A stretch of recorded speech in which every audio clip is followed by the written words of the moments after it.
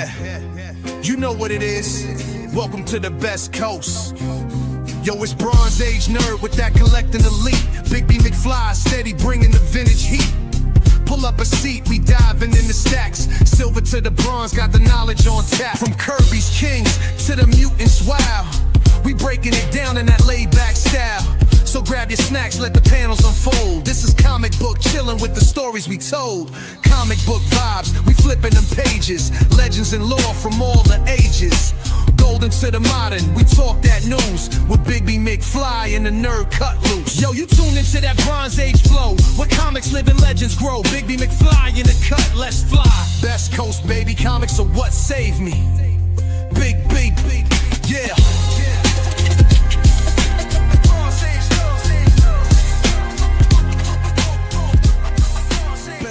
Baby, comics are what saved me.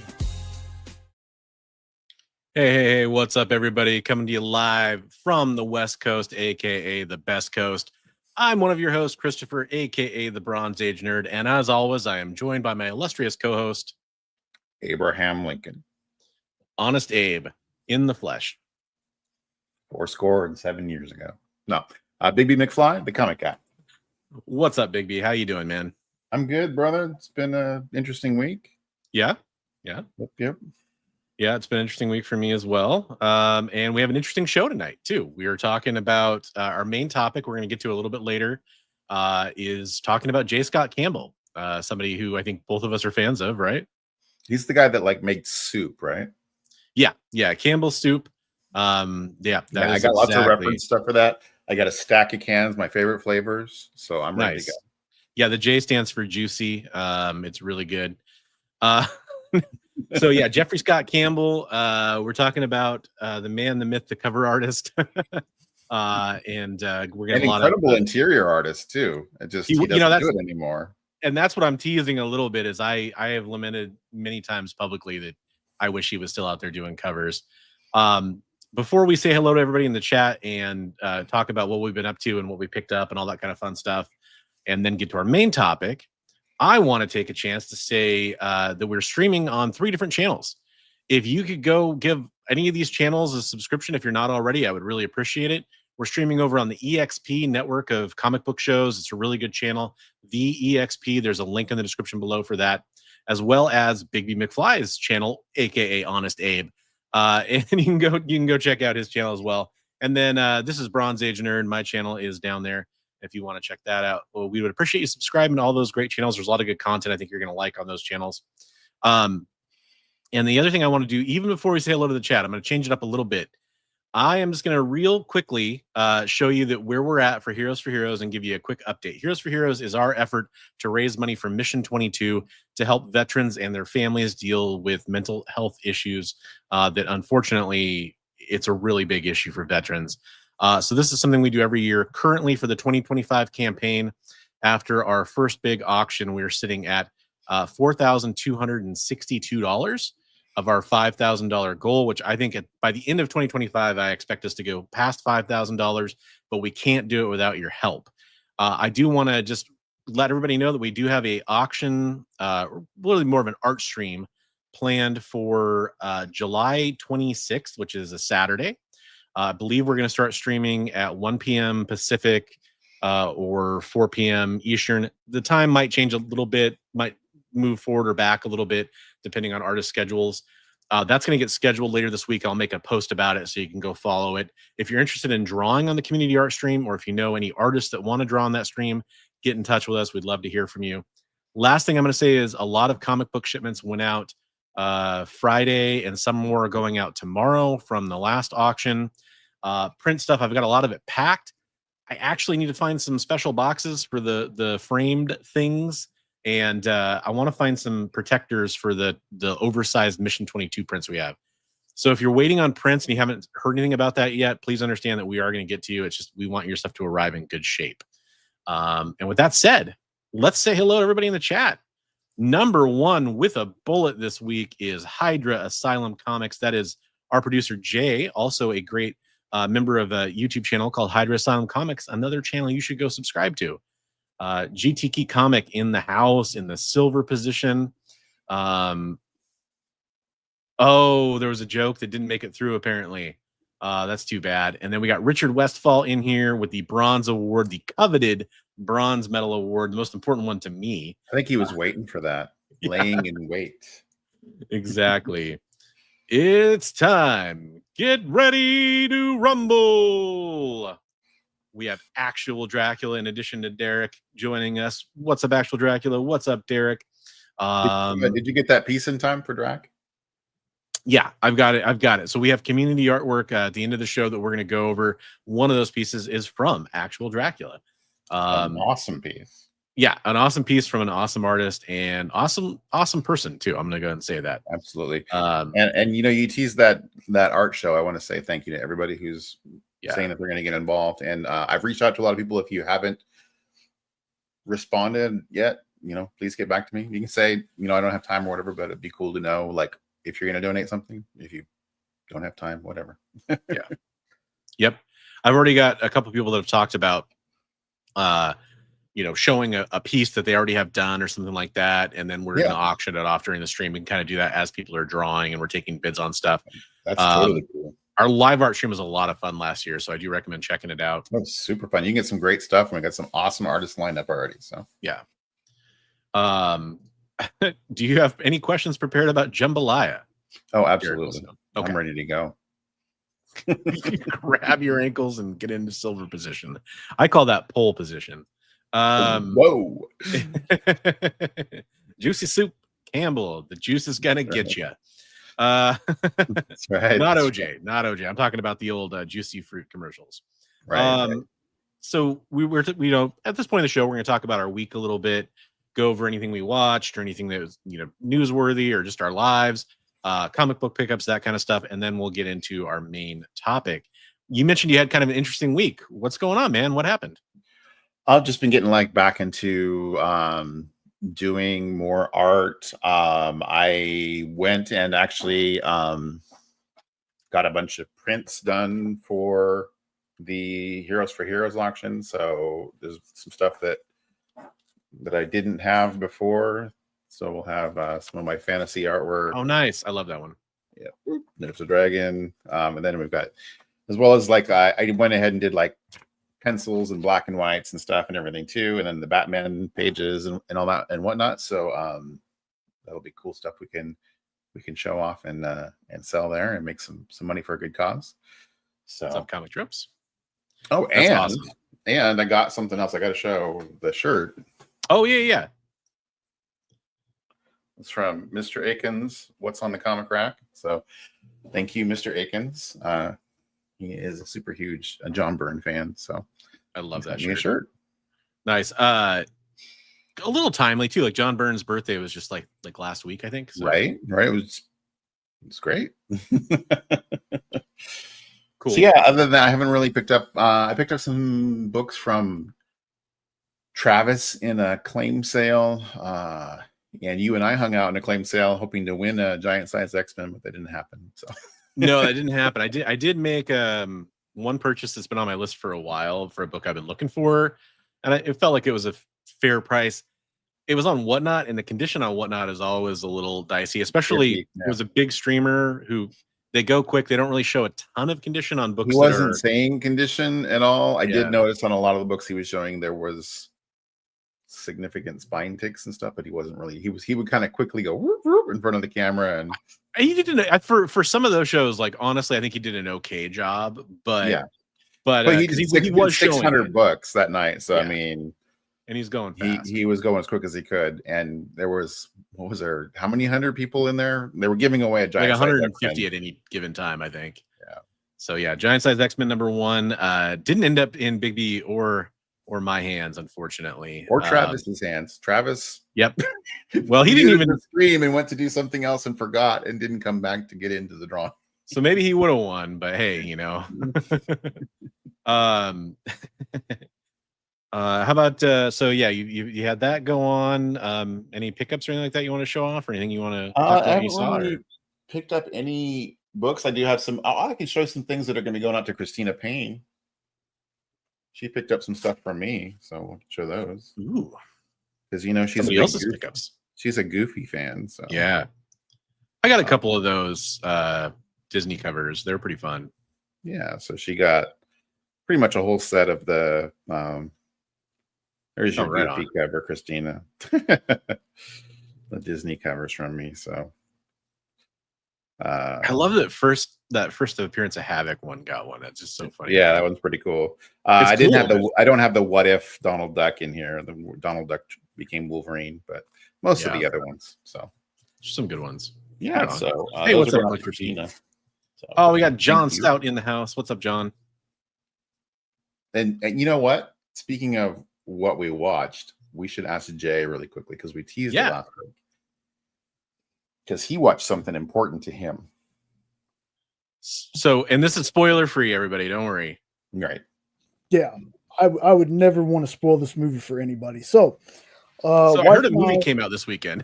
Yeah, wife and I actually got tickets to the Tuesday showing of Superman, and yeah, Comic Tropes. That was going to be my next. I was going to ask a question about that. Do you think she likes comics? I'm wondering. Sydney Sweeney.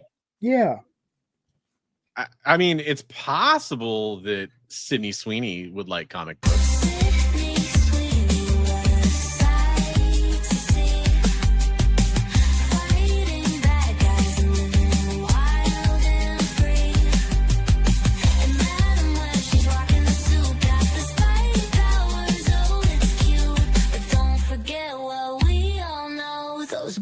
Their own show. Yeah. Thank you for setting that up, my man. But we went to the Tuesday showing. After watching it, I really, really, really liked it. And then my buddy Sean got us tickets for Saturday. And after that, I loved it. Like, it's going to be in my rotation of Superman movies. Again, if you're on the fence about it, give it a shot. It's very tonally different from Man of Steel. I still like Man of Steel, but it's very tonally Silver Age goodness. Like, it was really good.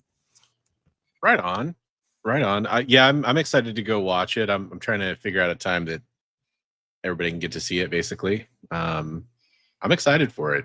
It's obviously done gangbusters in terms of box office, and everyone I've seen that I know that it's great. Some of the people that I know that are the biggest like negative Nellies are raving about it. So that speaks volumes to me. I can watch this all day. I love it. Nice. Yeah. I hopefully, gosh, this week, I should say, there's just too many things going on for me to be able to see it until next weekend at least. But maybe then. Awesome. Oh, by the way, shout out to Comic Tropes. I just watched, speaking of things we watched, I'll jump ahead a little bit.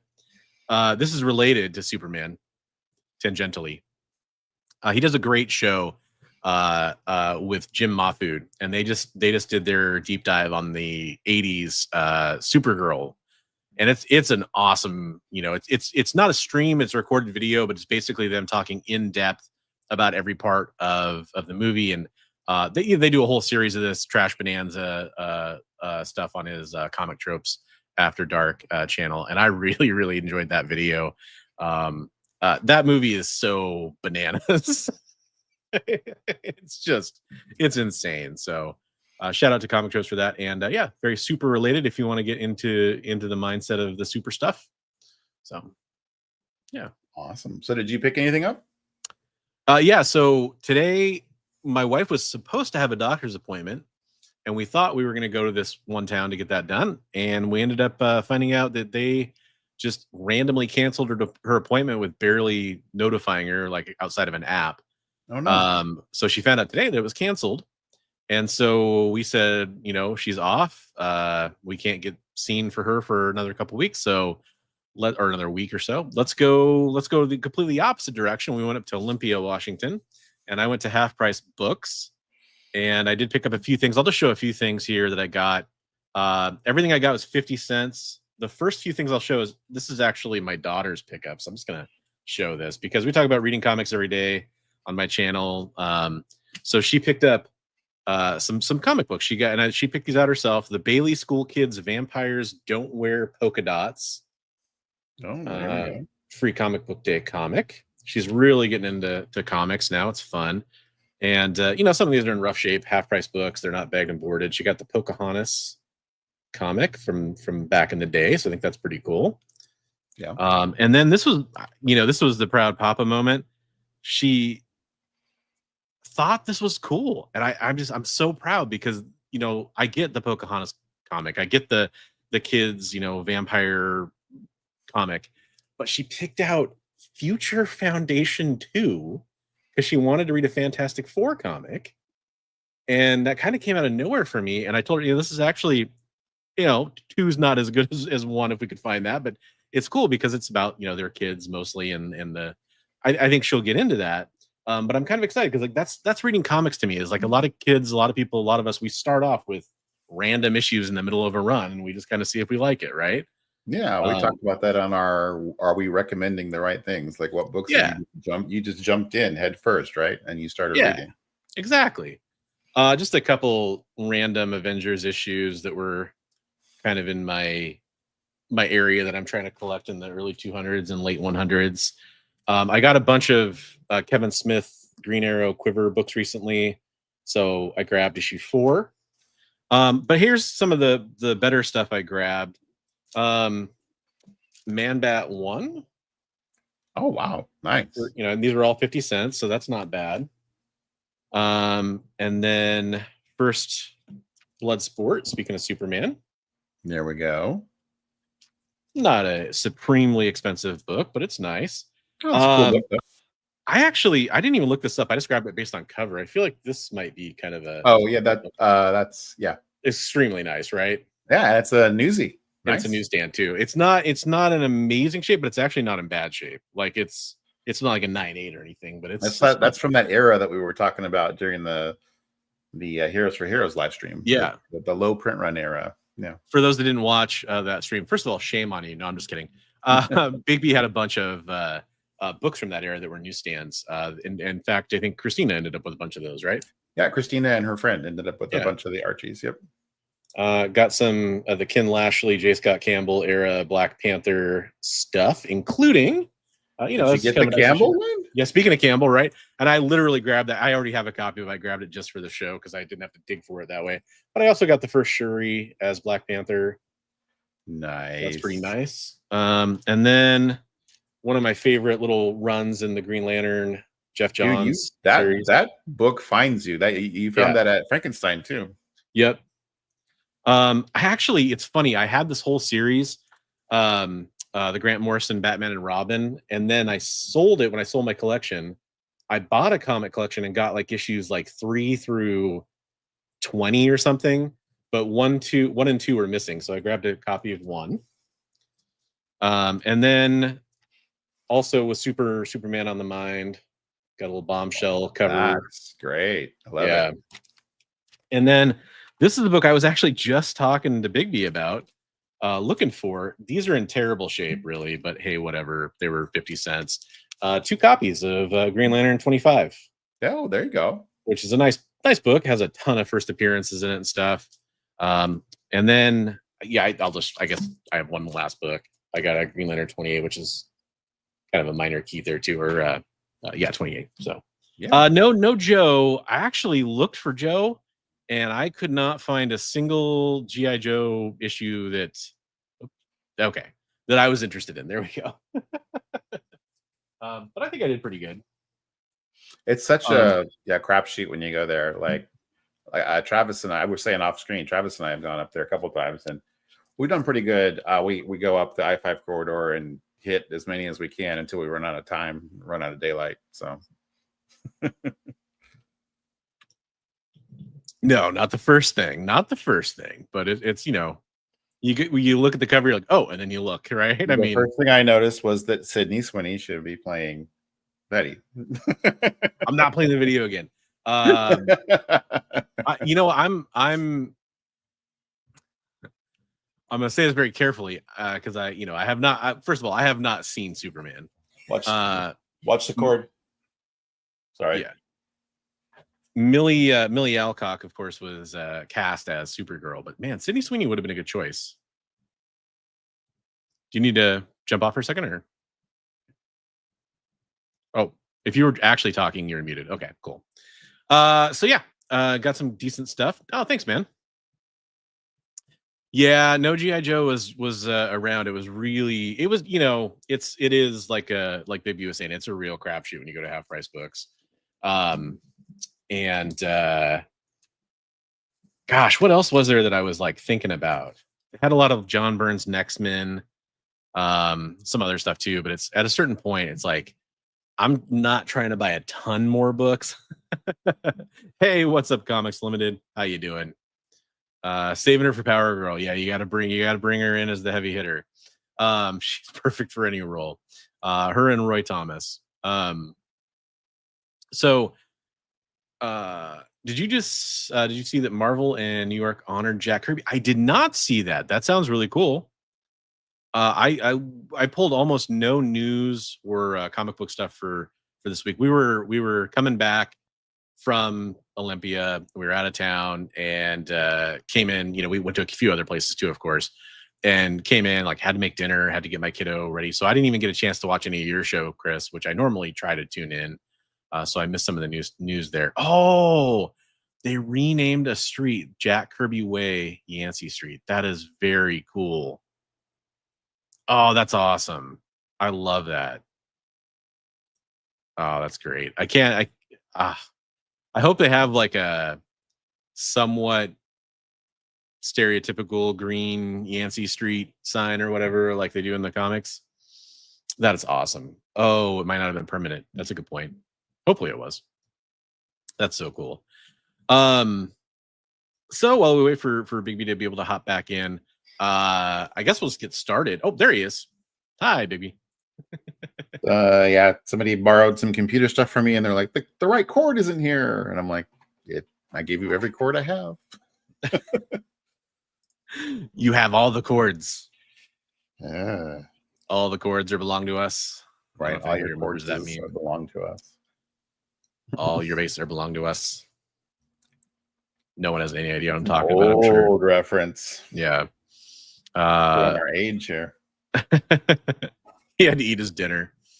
As a guy who stopped picking up current comics back in 2013 due to poor writing, any books currently running you would recommend? I'm a Marvel guy. So Raven's Oath, I think Comic Tropes will have some excellent recommendations for you. It sounds like you are already maybe answering that question right there. I've been trying to read, because I'm a big X-Men fan. I've been trying to read a lot of the X-Men stuff, and I've been bouncing off the post Krakoan era X-Men stuff. I don't know why. I just can't engage with it as much as I want to. There's a Schuster Way in your neighborhood. That's awesome. The Absolute stuff for DC has been really popuper. So yeah, of course. Yeah, there's a lot of great stuff, but specifically since he says he's they say they're a Marvel guy person. I don't even know yet. I'm just assuming here. I would say the Ultimate Spider-Man stuff is really approachable and fun. I was going to say that got rave reviews. Yep. And then after that, I mean, it really depends. When you say you're a Marvel person, like, you mean all the Marvel stuff, or do you mean like Avengers or Spider-Man or Cosmic or what have you? Because it can kind of get easier. Oh, Predator vs. Spider-Man was really good. Okay, that's good to hear. Mm-hmm. Yeah, the Ultimate Universe stuff has been really, really awesome. I've heard that the Avengers Aliens crossover was really good too. So I'm trying to think of what else I've really loved, because it's funny. I'm on Marvel Unlimited and I'm reading tons of stuff, and I find more and more I'm reading older stuff. Oh, well, for Daredevil, you definitely should read the Chip Zdarsky run on Daredevil. Mm-hmm. If you're kind of talking about that post 2013, that's a no-brainer for me to recommend. And then with X-Men, honestly, the Krakoa stuff, if you start with, there was a series called House of X and a series called Powers of 10, also by Jonathan Hickman. And then it launched a whole few years of X-Men continuity. It's worth reading. It gets a little meandery. I mean, it's an X-Men, universe. It kind of happens to X-Men stuff, but those are kind of some of my recommendations. Yeah. But I did want to get started on our main topic for the night, because we do have a lot of slides and stuff to go through. We want to show. So there's going to be, we're talking about, again, J Scott Campbell. one of the most dominant cover artists of today, and Big B and I mentioned earlier. Also, just a great artist, and he was a great interior artist. But today, he's so in demand as a cover artist. That's basically all he does because, hey, he's an artist. He wants to get paid, and frankly, he's probably sold more comic books on his covers than just about anybody, especially in the modern era. It's kind of the quintessential cover artist.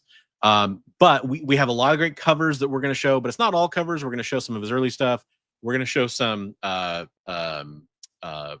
and white pages, just as penciled, and some of them are inked pages, a prelim, some stuff like that. We're going to kind of go over some things like that. So a little bit of something for everybody, I hope. Let me remove the link I was showing earlier and start showing you guys some J Scott Campbell. Or you usually do a little bit of research. Do you know Campbell's background coming into comics? So it's so funny you say that, Bigby. Look, straight up, I'm just gonna cop to it. My day was gonna go a lot differently. Right. Originally, I was gonna be at home with my daughter in the morning, and my wife was gonna go to a doctor's appointment, and then maybe we would go with her or something like that. And then I was gonna have like basically all afternoon to do some research and get a slideshow together. And when I got home, all I had time to do was get the slideshow together because I had to get that done. And yeah, so I was just curious because I have an art reference book that I'm going to show later, and a lot of his stuff seems to have been animation based. A lot of his skills are based in the animation field in this book. So I thought it was interesting. Okay. I was going to point out this, which is his first published art in anything, and it's kind of funny because as we've seen sometimes with different creators, this is actually in the back of Savage Dragon #3, and this is, as you can see here, it says art by Jeffrey Scott. You got a little Savage Dragon drawing there. Jeffrey Scott Campbell. This is his first time he had his art put in a comic book. It's kind of what got him out there. Dragon miniseries or Savage Dragon full ongoing? That is the mini, I think. It has the pink cover with him like jumping off. I can't remember if that's the mini or the ongoing. Yeah, I'll have to keep an eye out for that one. That's kind of a cool little key. Yeah, it's fun. It's a real fun one. So the first few published works he had, it was as Jeffrey Scott, and then it eventually became J Scott Campbell. So that's just kind of a fun little bit there. I love how he has kind of the, I think Todd McFarlane inspired, I'm guessing, a little scroll there for his signature, which, you see how that developed over time too. And so the next thing he worked on was the Wildstorm swimsuit issue, which is fun. So he did this piece, this 2-page spread here. There's a joke that's too easy to make there about the spread. I was trying to stay away. We got some great characters on here, from the Top Cow stuff here, or the Wildstorm stuff here. But yeah, everyone did the scroll in the 90s. That's a good point. Can you name all the characters? Oh God, Velocity, Zealot, Psyblade. I think that's Fahrenheit. Is that her name over there on the side? Is that her name? Blonde. Yeah. Yeah, Voodoo. That I saw that, so I can't cop to that. And then I forgot the Archer and the cybernetic. That's Void in the middle. The Wildstorm, the Wildcats. That's Void. Yeah. Okay. I've forgotten a lot of those characters, unfortunately. I got a few of them. No, you did pretty good. I was looking at it. I was asking myself that question. Actually, I was like, can I name all those characters? Yeah, the people in chat are talking about the Red Sonja trailer. You know what? I'm gonna watch that movie, but I do think that was a poorly cut trailer. Right. In my personal opinion, the first half of that trailer seemed a little TV movie, like people are saying. I think it gets better as it goes on, which is maybe a good thing, but I feel like they should have done a little bit more of a dramatic character reveal kind of a thing in the beginning of that trailer. But Yeah. Um, I thought that, like I said, I was like, wow, that's kind of a weak story if that's how they're going from the trailer. yeah, I love the chainmail bikini joke at the end, and then That was the fact great. that she's Yeah. in it. The CW Reds. I think it looks fun, but yeah, it's unfortunately probably not as good as it could have been.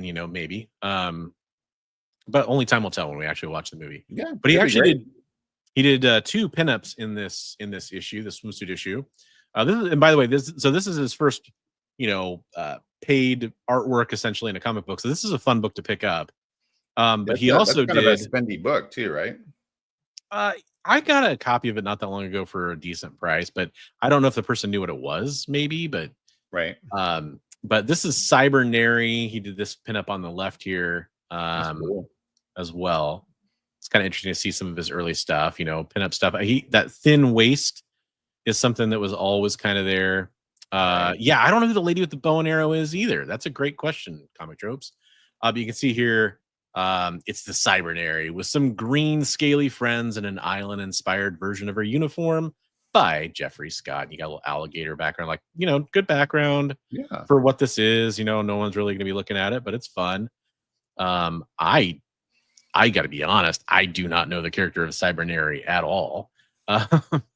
But okay, there's Cybernary. She had some great covers on her books. That's all I remember. But that's kind of what the 90s was all about, right? Yeah, right. Especially early Image. I got to be honest, like that just kind of, a lot of it felt like that to me. But I remember these swimsuit and like lingerie specials and stuff. There's just some interesting stuff. But the pinups are really fun in them. The lady with the bow and arrow was from the Silvestri book. Okay. What was the name Ripclaw? of that one? No, the team book. Jim Lee had Wildcats. Silvestri had Ripclaw came from there. Yeah. That's right. Cyberforce? Cyberforce. Yeah. Right? Yeah. That's what it was. Yeah. I was like, I could think of character names, but not the name of the team. Right. And so is Cy Blade too in the back here, right? She's Right. from Yeah. Cyberforce. In fact, weren't all 3 in the back from Cyberforce? Void is from Wildcats. Void's Wildcats. Okay, yeah, Void's Wildcats. And then Velocity. I think Fahrenheit though at the Stormwatch.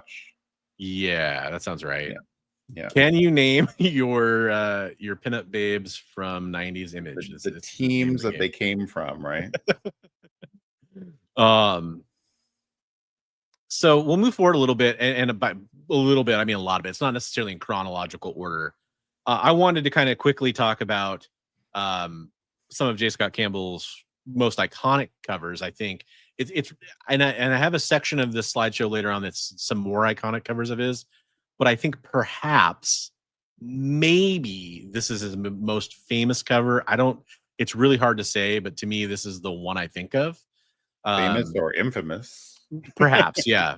And I'm kicking myself because I did not pull his tweet that he did where he did the fix. Yeah. But anyhow, we maybe could pull that up later. But there is the newer versions of these we'll get to in a second.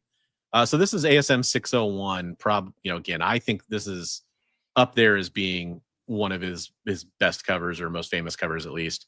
One of my favorites, personally. I'll say that much. And then there's actually 2 more covers from this run. Although he did other covers in this swath of Amazing Spider-Man, and some really good ones actually. But there's 3 that really stand out as being extremely famous.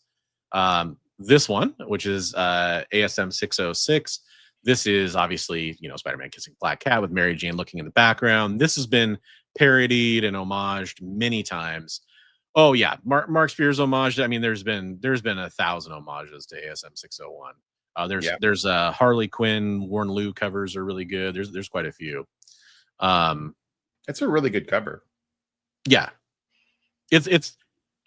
I think the one knock you can make on it is it's a lot of negative space, but this is like the comic book version of that meme where the guy's looking back at the girl while he's walking with his girlfriend. Right. Yeah.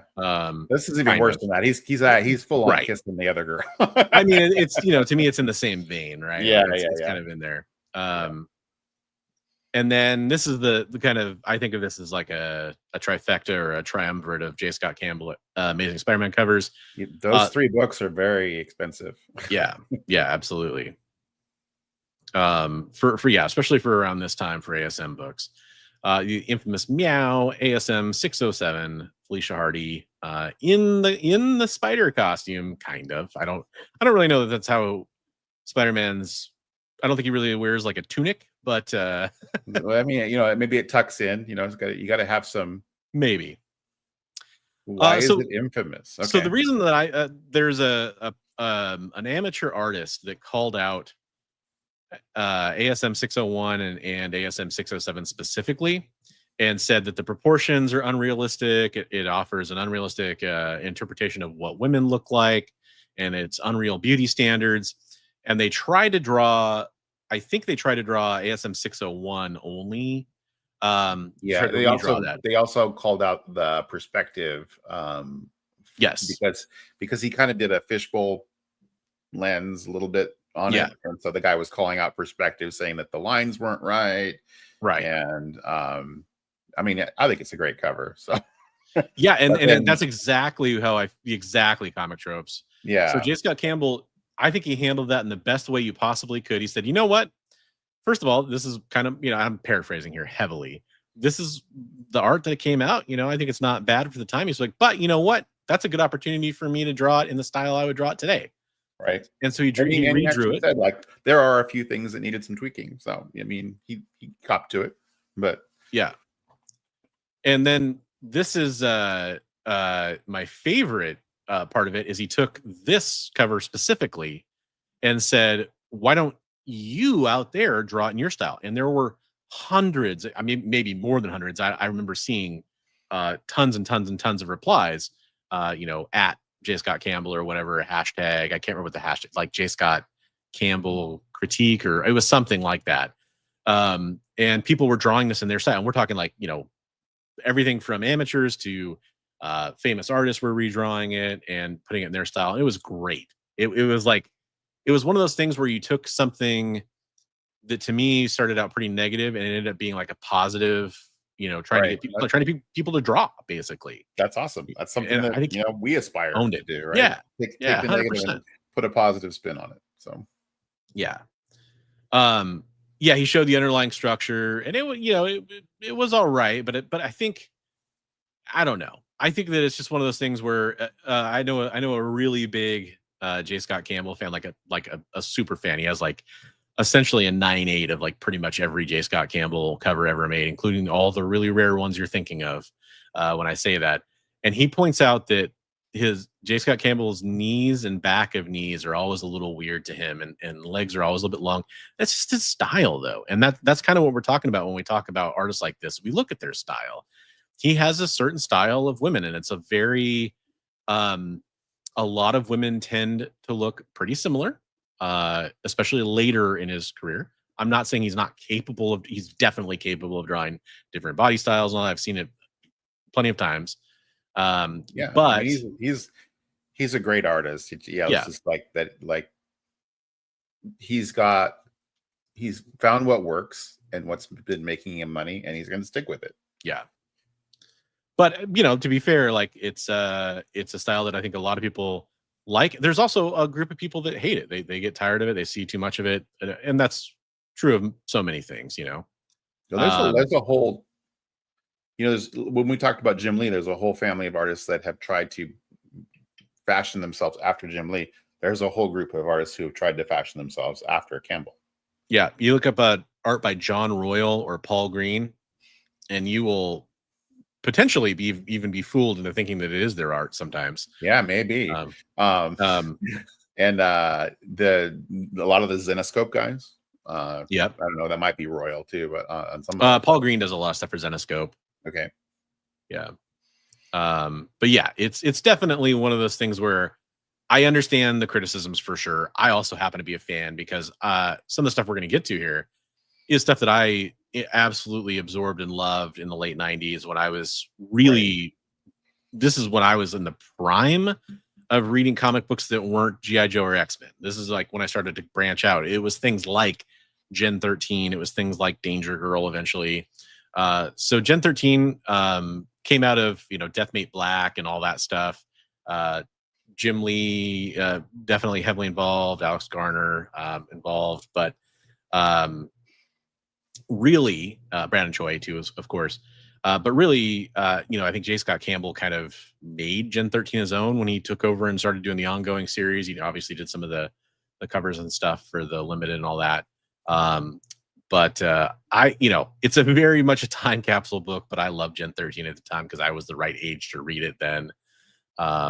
And so teenage, definitely teenage prepubescent boy. Yes, yes. Well, and they, you know, I mean, it was about a group of, you know, you got a character named Grunge, for crying out loud. Right, right. Probably right at the end of when Grunge was an acceptable name to name a character. Maybe some would argue maybe too late. Right. But then came Danger Girl shortly after that, which is a creator. He created Danger Girl. To me, I think that he was at his peak when he was doing Danger Girl. Yes, and the interiors are just they're very dynamic. Away. Yeah, so good. I picked this is one of my favorite covers, so I picked this. I mean, there's like the Danger Girl preview issue, which I ordered from American Entertainment back in the day when I was you know, picking up those books. But I love this one. I think it's a great cover. Abby Chase is the main character, but it's a whole team of characters. And then I wanted to get to some of the artwork. We're going to show a little bit later in the slideshow here, where we have some of the interiors and stuff. Yeah, she did some stuff like, I think she crossed over like Army of Darkness and a few other things. G.I. Joe. Yeah, crossover G.I. Joe, which we'll talk about. I have some of those slides at the end of the show, because I added them late because I was like, oh crap, I had some low quality images I had to replace, but normally they would have came in a little bit after this. Yeah, that big guy. I was getting those great pictures. Most of the stuff you sent was fantastic, and I think I grabbed some good stuff too, including this, which I'm only including it because this is one of my favorite images that he did. Is that the Chromium cover? Or they did a Chromium of that one. This art appears on a few different issues, and I'm a little murky on what I know. There's like an anniversary sketchbook it appears on. There's this one and a Chromium one too, I think, and there might even be like a spot foil or something. I love the art. I have one version. I have like the least expensive version of this, but you know, for booty cover reasons, I love this one. So I just included that. And speaking of G.I. Joe, this is the G.I. Joe image I had early in the show that Big B sent over. He did some great G.I. Joe covers and pinups. Yeah. He did like the covers for some of the trade paperbacks that came out at the time for G.I. Joe when they were being reprinted. It was the Marvel stuff being reprinted by Image. And he did some really good ones there. And some of the more iconic ones will be a little bit later on. But yeah, here's where I wanted to get to some of the line art. I think this is inked though, of course, but this is just some pages I was able to find scans of that were available like at auction at one point. And I could have pulled hundreds of these. I tried to keep it a little more under control because I know they're harder to see sometimes. So I'm just trying to give an idea here of the fact that, first of all, we have to talk about J Scott Campbell doing interiors. We kind of hinted at it a couple times. His interior art, that's what I actually really enjoyed. I cannot deny he's an amazing cover artist, but from Gen 13, from Danger Girl, stuff like that, that's, you know, really the big things that he worked on regularly on the interiors. I love his interior stuff just because it's pretty cinematic, which is, you know, something that you definitely think about when you're analyzing artwork. And it's also, you know, he's great kind of reaction shots here, good use of space. It's just kind of fun. And I think the other thing is people don't think of J Scott Campbell as an interior artist anymore, so it was kind of fun to talk about and show. Yeah, I mean, like I said, to me, the height of his interior stuff is his Danger Girl stuff, but like, yeah, he's a fantastic interior artist, but that doesn't pay the same as doing covers. Yeah. So here's a Danger Girl page, which, you know, I'm right because, and there's better Gen 13 pages. There's better Danger Girl pages. I think this is a really fun one though. Yeah, I think this is from the first full issue, not the preview. I think issue 1, page 32, because I think the preview is shorter. But there's like this great, it's a little top down, so you get to see a little cleavage or whatever. But I mean, it's also good work on the interior of the car. It's very, you got the panel break here that's very kind of built into the arch of the tunnel that she's going through. It's kind of cool. It's got like this weird slashy kind of dynamic look to it when it cuts into the page. It's very cool. And then this is very like Hollywood, right? Like, I mean, this could be a shot in a movie for sure. The very animation. You said Hollywoody. I know in something I'm going to show later on, he was getting ready to do Danger Girl video game, and he had a bunch of animation stuff from that too. So that's cool. Danger One, good work on the car, and very Porsche. It's good. No complaints from me. I like it. For sure. And then this is kind of me going backwards a little bit. Here's a nice 2-page splash page from Gen 13. Just to kind of show, a lot of detail in here, a lot of the backgrounds. You could argue could have been a little bit more background going on in some of these shots, of course. Again, these are somewhat random pages. I was looking for quality scans more than I was looking for the best pages he did, because I just wanted to be able to show not photos of pages which don't look as good. Fairchild's legs there. Whew, those are long legs for days. And that's the thing is, but drawn compared to Roxy and Rainmaker, she was drawn differently. She was this super and it's a plot point in the story too, that she's Amazonian, if you will. right Maybe her legs shouldn't be quite that long, of course, but I think that's part of the style. I think that was a layout, like, oh, these guys are all supposed to be this tall, and oops, I don't want to reposition the feet, I'll just make the legs real. Lynch was a good character too. Rip seals. Lynch reminds me of what's the main character, the guy from Invincible, Stedman. Oh, for sure. Absolutely. Cecil. 100. Well, Cecil reminded me of Lynch when I read Invincible. And then also for me, when I read Danger Girl, he kind of reminded me of Banshee a little bit, just as far as how he looks. The sideburns and stuff. A little more lean, of course, but that tends to be how he draws non-super muscular characters like Grunge in most of his stuff too. And that, that's again, that picture of Grunge there is great, especially with the boot bottoms and everything. That's really good. And that, you do have different layers going on here. There's almost like there's 3 conversations going on here, and it's all kind of in one large panel, and yet there's interest going on the left-hand side too. Again, maybe not the best examples to showcase how good his interior work was, but some really good stuff in those books. Check them out. And then here's another Gen 13 page I grabbed. Just tried to get some action in here too. I think this is shortly after they got powered up and escaped, and were trying to escape, and they got recaptured. I think it's been a while since I've read it, but a lot more hidden. But he still, still is willing to show some feet too. The 90s, people rip on Rob Liefeld, and I think deservedly so, for the feet thing. But a lot of 90s artists were hiding the feet. Jim Lee was hiding feet at times. All those Image guys. I think I don't mean to lump them all together, but they did that. Hey, what's up, Christina? How you doing? Fun interiors. And then this is the prelim I was talking about, kind of a breakdown, I guess, of what he's thinking about doing for this Superman Gen 13 issue 2. I love issue 1.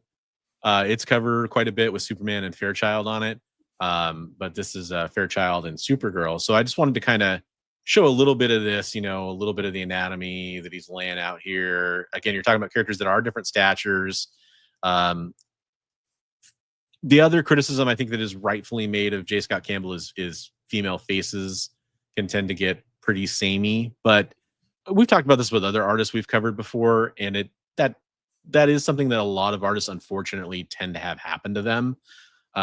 Hair, eye color, and sometimes eye shape can sometimes be the bigger distinguishers, but it is a fair criticism. But I think he did a decent job trying to separate that. And then this next one, I'll show you the finished art. I could not find a great scan of this, so it's a little fuzzy, a little blurry, but you're going to see kind of the finish. I don't even remember that series, but those are great.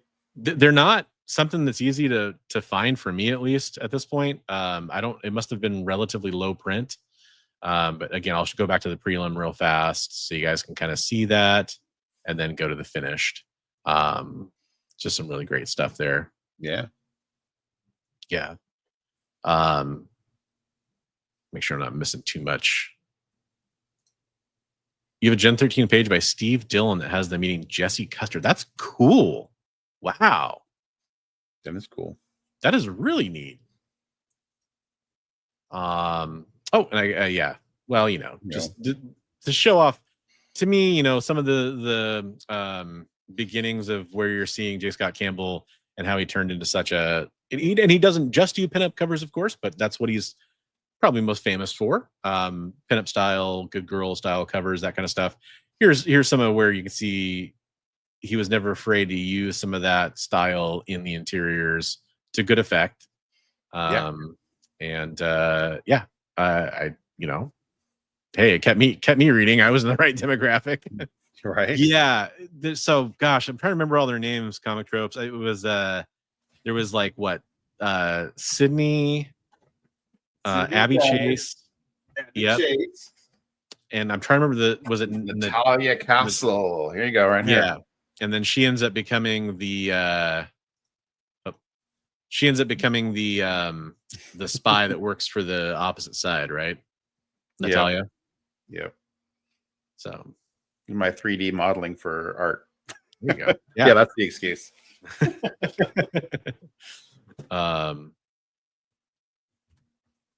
Now wait a minute. There we go. So yeah, just kind of a little showing off a little bit more of that. And then in their prime, would you pick Joe Mad or Jason? Well, it depends on what figure drawing. I love Joe Mad too. I'm a big Joe Mad fan. Yeah, I wish that he did more work. I mean, he's really into the video game field, so it's like he doesn't do as much comic stuff anymore at all. So yeah, although he is doing some Age of Apocalypse covers. We talked about that not that long ago. That's tough for me. I would actually argue maybe not in their prime, but maybe before his prime, I might pick Joe Madureira to do like a full issue, because some of his early stuff, like on X-Men or whatever, I think was a little less stylized and a little more visually appealing to me. J Scott Campbell's always been pretty stylized. Joe Madureira became more stylized as he kind of got more comfortable with what he was doing, I think. But yeah, I'm probably leaning Joe Mad. That's tough though, because I one of my thoughts I've had over and over and over again is I wish somebody would just hand J Scott Campbell a grip of money and be like, look, do like a 4-issue miniseries or something like that. Do the interiors, do the covers. Yeah, that's a good point. And then, yeah, Christina brought up a good point too, by the way. There's a lot of great comic YouTube channels out there, and a lot of them are, some of them are in this chat. Some of them watch this show. Some of them are on this show, maybe. I don't know. If you want to go nominate them, the Comic Book Community Awards are going on right now. Christina was nice enough to paste a link into the chat for you to go do some nominations.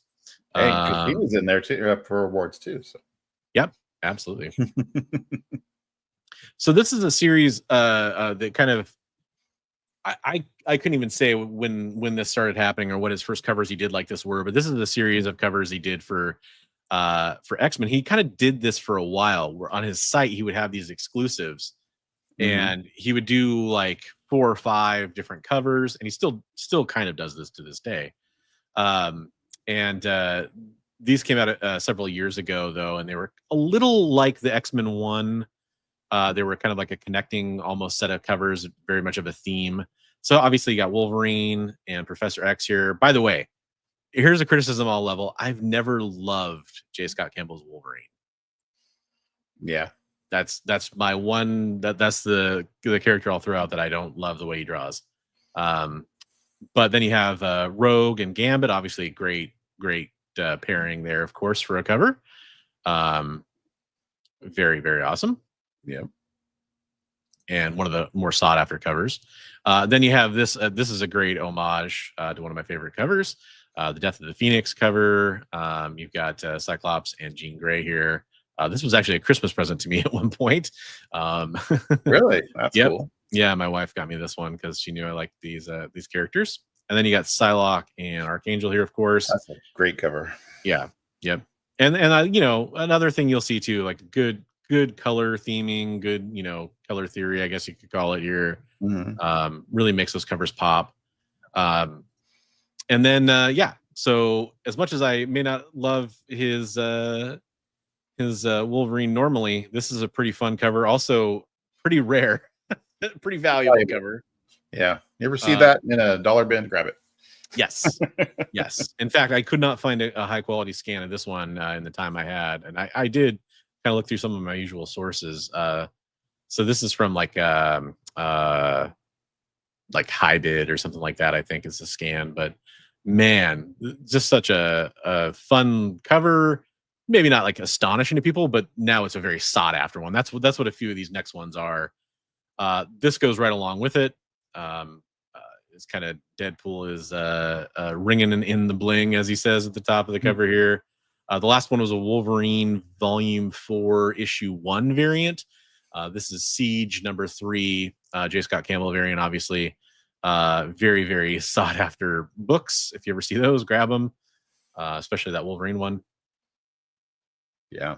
And then this is another really rare one that's out there that's sought after big time and high grade. The Black Cat one cover he did there. Yeah, that's pretty cool. Yeah, I can't believe at one point this sold for like $15 on his site. I think 9/8 of this go for like $2,000 now.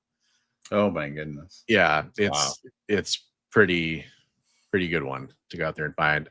This was a pretty big one. J Scott Campbell did the negative space thing for this cover. I love this one. Yeah, that is really cool. And you know, it's a pretty good character. yeah, one of our favorites. And then just a few. These aren't necessarily the most sought after ones, but you know, desirable covers. He did a lot of Black Cat for a while. He was kind of heavily associated with that character, as he has been for quite a few characters. There's a version of this. I know Bigby pulled this Yelena cover. There's a version of this too that's from I think the previous issue or the next issue. I can't remember, where it's Natasha in a very like the same pose basically. See, now his feet on that one bother me. I get it. The toes look like they're broken, especially on the left. Don't look like toes. Yep. But hey, they are there. And I mean, you know, I get it, but yeah. Yeah, he got into this weird, like, at least there's some fabric detail too. That's good. Yeah, no, that part's great. It's just the feet. He did that on that Psylocke cover where she's walking away. Also, I'm like, people's toes don't work like that. Yep. Agreed. The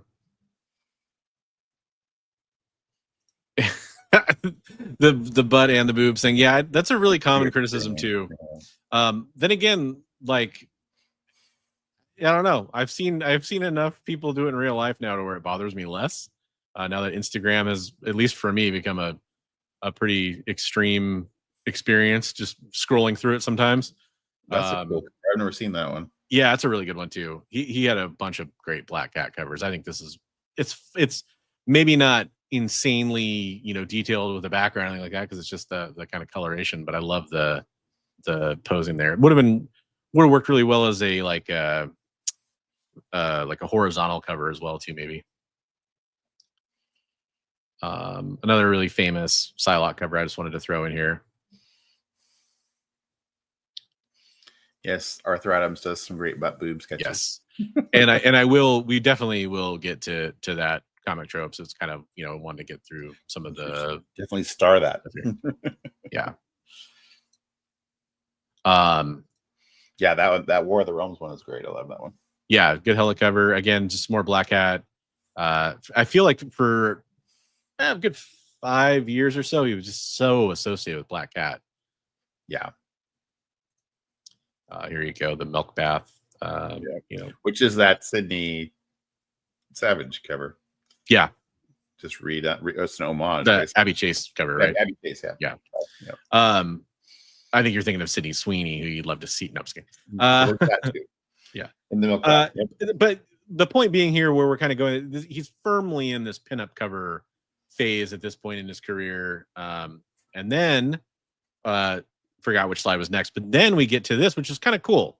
So I showed you ASM 601, 606, and 607 earlier. And then here, for Ultimate Spider-Man, which we were talking about earlier, great reads. He kind of did this cool thing where he kind of did almost like the Ultimate version in a newer style of his. It's a little more, I guess you could say, a little more realistic composition. But I think I love it. I love seeing him come back to it, and it's perfect too because the title allows this, because Peter has the family in the Ultimate Universe and all that stuff. Right. So it makes perfect sense. It just works. And then I love this too, because now you got the 606 cover, and you got him kissing Mary Jane, and the kids are like, our parents. Yeah. And then it's just a really fun twist on that. And then finally, and I think this is good. I'm gonna use the term fan service in a little bit different way than it's sometimes used, but literal fan service. And there's been this narrative that Marvel doesn't want Peter to be with Mary Jane forever. But I mean, here, at least in the Ultimate, we do kind of get that version of them. And at least in the beginning, I haven't read, maybe it gets worse towards the end, but at least in the beginning, that's what it seems like.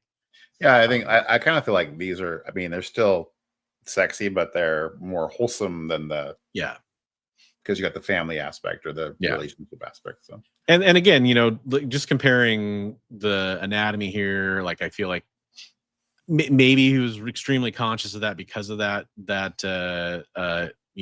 stuff that came out a few years ago, but really seems more proportionate to me than at least than the originals. But yeah. He did a whole series, kind of like the X-Men covers he did a few years ago that I showed a minute ago.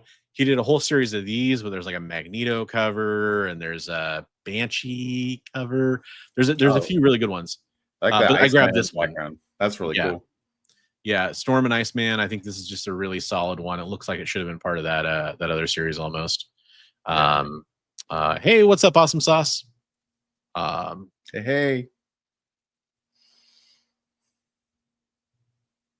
Yeah, I know what you're talking about, comic tropes with that low angle one. Yep. That's in the 400s. I think it's an earlier issue. I think it's in the 500s, but yeah. Is it in the 500s? Okay. I could be wrong, but okay, so here's the Psylocke one that came out recently. This is the one you're talking about with her feet, right? Yeah, look at her feet. let's get the Liefeld zoom going here. What the heck's going on there? Yep, it's weird. I mean, there's no doubt about that. 492. There we go. It was 492. Okay, yeah, it's close to 500 at least. In my defense, but we were both right. Yeah. You were right. Can you pull it up and measure Spidey? I need to get like a guy in the chair or whatever. And then we're getting like some of his very modern stuff here, and we're gonna kind of go a little quicker here. This is some stuff that came out from Marvel Rivals a few months ago, or is maybe even still coming out. I kind of lost track. But obviously Marvel Rivals is very famous right now. I will say though, this is kind of one that, Bigby pulled this one, all the Rivals ones you're about to look at. This is the one that kind of bugs me because J Scott Campbell doing, I don't know if you've seen Rivals Sue Storm, but she thick. Yeah, she's a little thin for the Rivals Sue Storm. And I realize he's doing it in just his regular style here. I get it. He's doing that costume. Still, I thought it would have been cool to see him do like the thicker versions of these characters. There's an issue on that. There's an issue on this too. The torso is tilted. Oh yeah, the wrong way. This is Comic Joke's worst nightmare here. Compared to the hindquarters going up. Yep. It doesn't look right. No, it's that I will fully admit to. This is the worst of the butt boob pose reality right here too. But yeah, I mean, considering he tried to get the butt in there, you could at least do the thick thing. And I'm not saying that just I think it would have been cool to see him branch out his style a little bit, is what I'm saying. Right. Not just because I want to see a bigger butt on Sue Storm. That's beside the point, but also true. Here's his Black Widow rivals. And he did a bunch of these. I think we have like 4 here. We'll show you. I think my favorite that's my favorite one. And this one, her proportions are maybe slightly closer to what the video game represents. Right. Which is kind of weird that he did it for this one, but not the other one. But hey, whatever. Great cover. Well, that one came out a little later. Maybe they told him, hey, cake him up a little bit. And then J Scott Campbell said, okay, I'll just do whatever the hell I want anyway. And here you go. Right. That's my guess. I have a feeling there's not many notes given to J Scott Campbell by Marvel. Right. Maybe. I don't know. Yeah, pretty cool magic one here. The other thing, and I mean, for these covers, you definitely could probably forgive it a little bit more, kind of knowing that they're all going to be kind of displayed together by a lot of people. But the backgrounds are pretty non-existent in a lot of modern J Scott Campbell's too. Yeah, pretty minimal. Yeah. This was just released on a site last weekend and sold out like in a heartbeat. Little robe going on here. For one of your cover of the week there. I'm gonna go with Derek here. Cake him up a little bit more on this one too. Is right. But at least it's better. It's better than the Sue Storm. I think he was commenting on the direction. Cake him up a little. Yeah. And then here's another cover that there was another one that was like a Marvel anniversary border reference too, but these are the 2 we pulled that came out. And then this is something that Bigby posted today, and my initial reaction was shit, because now there's like a 1 in 100 of all these, and now I'm gonna have to go buy the 1 in 100 of this because I'm a stupid Cyclops simp. Stupid sexy Cyclops. Yeah, I like this one. Cyclops. But it's and he did, by the way, a really great, because I was trying not to pull too many covers. I mean, I know we had a lot. There's a really good original lineup X-Men cover he did like about a year ago. That's really not bad at all too. Oh, Chad, there is a Daredevil in this series of books. This one, he just posted these on Instagram. Yeah, there is a Daredevil one. I'm guessing that's why. Why. But yeah, there's a Daredevil.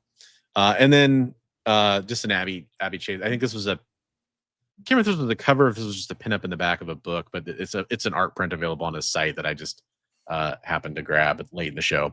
And then I think the here's the G.I. Joe ones I added again. Wow, that one's cool. I don't think I've ever seen that one before. Yeah.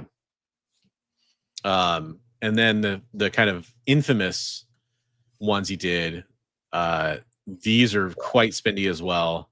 And there's also, in addition to these, there's also a set that has like all the characters on the cover from both franchises in pairs, I think. Yeah. But these are 2 that I would definitely love to find. Thank you very much, Christina. That's very nice of you. Yeah, lack of backgrounds is something we're going to talk about here. But yeah, so I always love Baroness and Scarlet, and there's a Lady J on another cover, which makes me very happy. But so we're going to talk about his impact a little bit. We're going to talk about some of his art style. So here's, we've talked about it a little bit the entire time. Interior versus cover artist. And J Scott Campbell, I'll just say that my little piece on it, then I want to hear your opinion, Big B. Sure. He's an artist who the money is in the covers. I get that.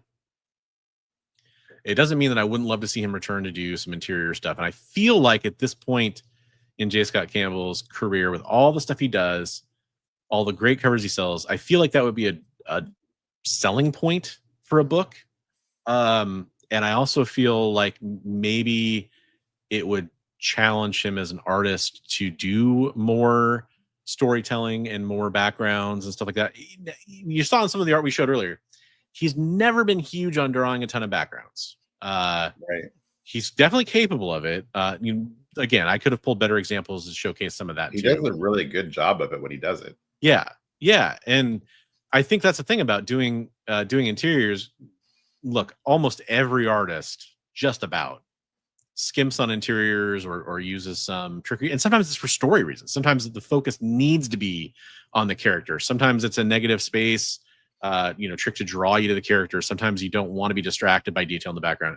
I get that, but he's definitely pretty egregious on it, especially with some of these covers, and he's obviously capable of doing it.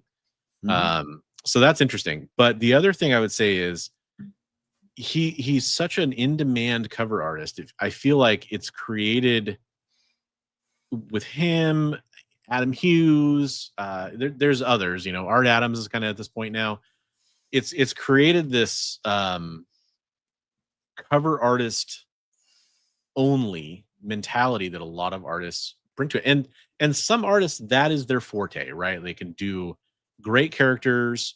It takes them maybe too long to do interiors with their art style or something like that. That's probably true for some artists out there. But I feel like it's created this, the cover is the most important thing on some of these books.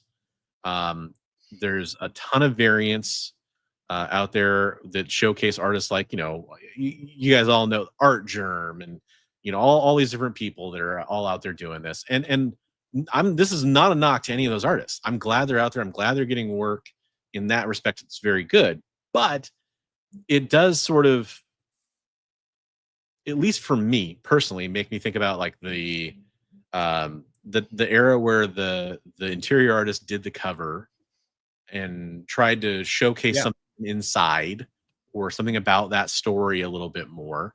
Or even if it wasn't the person who did the interiors and it was another fill-in artist or different, series of cover arts done by somebody else, at least that was somewhat referential to what's inside other than just a character, especially when it's just a woman. And sometimes I really like those covers. I really like that art, but it doesn't necessarily mean that it's the best cover for the book to sell the interior, to sell the story inside. And I think that's kind of some of the impact that I think we've seen from people. And I can't lay it squarely at J Scott Campbell's feet by any stretch of the imagination. His weirdly bent feet at that, as Bigby might point out. But I do think it's only in a couple covers. Only in a couple. Yeah. It is definitely one of those things where it's something that's changed, and I'm not sure it's really truly for the better for comics. Or even sometimes sad that he's not doing it. That he's not doing interiors. Yeah. But the last thing I was gonna say is even for collectors, I think sometimes it's bad because there's people. So that Rogue Savage Land stuff we showed, you could buy that whole set for like $105 unsigned or like $150 signed. And there are people out there that they want to buy every set of J Scott Campbell. When you're spending $150 on a set of a few covers for one book, that's gonna I think that's gonna have an effect on those collectors in terms of like, well, granted they are spending money on comics and that's great, but would they have instead bought a few trade paperbacks of something they're going to read, as opposed to 3 copies of the same issue that have different covers? And I get like, people can buy whatever they want, like that's also fine. No judgment there. I think he's go ahead. The last point that I'm leading into with that is that then you have like he's done the Cyclops cover we showed, where there's that it's what is the name that they put on those? It's like the J Scott Campbell collection or something like the Campbell collection. Yeah, the Campbell collection. Thank you. And it's kind of like when Alex Ross did all the Marvel covers or whatever, the timeless variants. There are people out there then go try to collect that whole set of covers, and it's insane. It's just when you think about the money that goes into that, all the different covers you'd have to collect. And there's people that go out there and do it, and then they end up with this collection of covers, which if there was one book that came out with all those covers in it, maybe that would be just as satisfying. And again, people want to do that, that's fine. No problem with that. I just wonder about if is that really the best thing for collectors in the comic book industry in the long run. Okay, that's my piece on it. Baby, I'm curious to hear your opinion. That's kind of a general theme that we've been talking about for a while is all the variants and whether it's good for the collectors in the community in the long run, and like wanting to get all your favorite artists covers and everything. But I think he's a victim of his own success. He's gotten known really for doing the female form, and so he's kind of gotten pigeonholed into doing that over and over again. I'm really surprised when we see a cover where he has two dudes on the cover, that Wolverine and Professor Xavier cover. You know, I'm like, usually if there's going to be a guy, there's going to be a girl too. Yeah. So it's kind of unusual. Like the Cyclops cover, I was surprised that it was just Cyclops, you know. But you know, it's sad that he doesn't do interiors. I think he's really talented individual in doing that. I actually have a art reference book that I wanted to show too to people. If you guys want to draw like that kind of stuff, there's some really good art reference in one of these books. And I couldn't believe neither one of us pulled this cover. It's definitely one of my favorites. Yeah. I was like, wait a minute, we didn't pull that cover. But ultimately, I mean, it's weird. It's one of my favorites, but ultimately, it's kind of simple, really. I mean, yeah. It is. This is a really good book if you want to draw or get down some of the basics for drawing the way Campbell does. It's got some great, like, you know, character design stuff in it, sketch work. Nice. But what I found really super helpful, I mean, here's just, you know, the bad guys.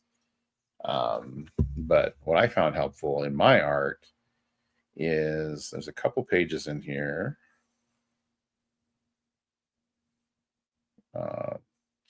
And then there's flip book stuff in the corners of these things. There's like this. When I have my studio set up, I have a printout of that. He has the facial expressions thing.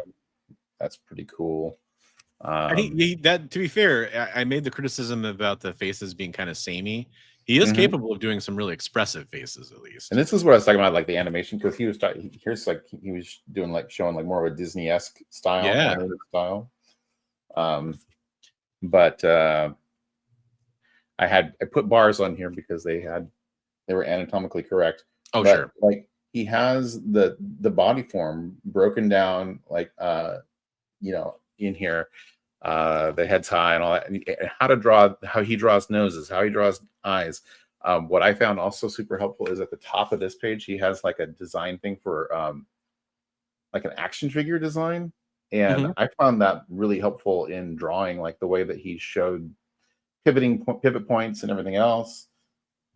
Just really cool that way. Have a good night, Awesome Sauce.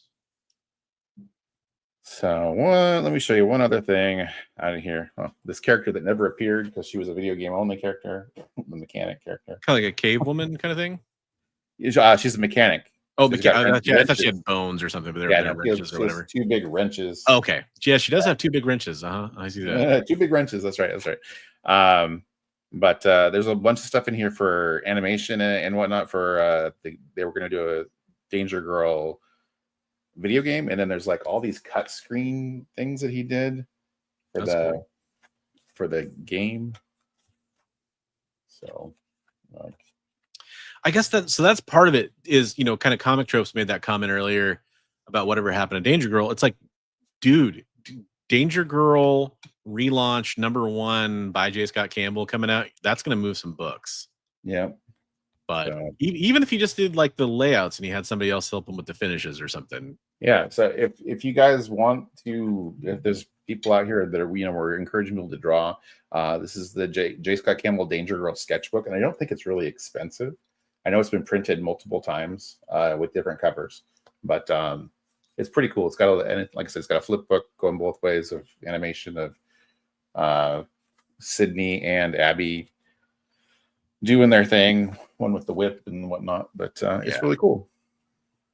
It's funny, Chad. I'm just gonna Chad. I hope this wasn't super private. I don't see why it would be. He sent me the reprint of Gen 13 1. I can't remember I think it was like the third print. I can't remember. where she's dressed up in a maid costume. Mm-hmm. Yeah. And it's funny. I hope, Chad, I hope this wasn't super private. I doubt it would be. All he said was "holy hell," and it just made me think about that, because that's actually a cover that I've sort of recreated that cover as best I could when I was drawing one time. It's just one of those things where it's like, yeah, that's a cover where you could easily look at it and say, oh, unrealistic proportions. Like her legs are 8 miles long and go on till Sunday. Right.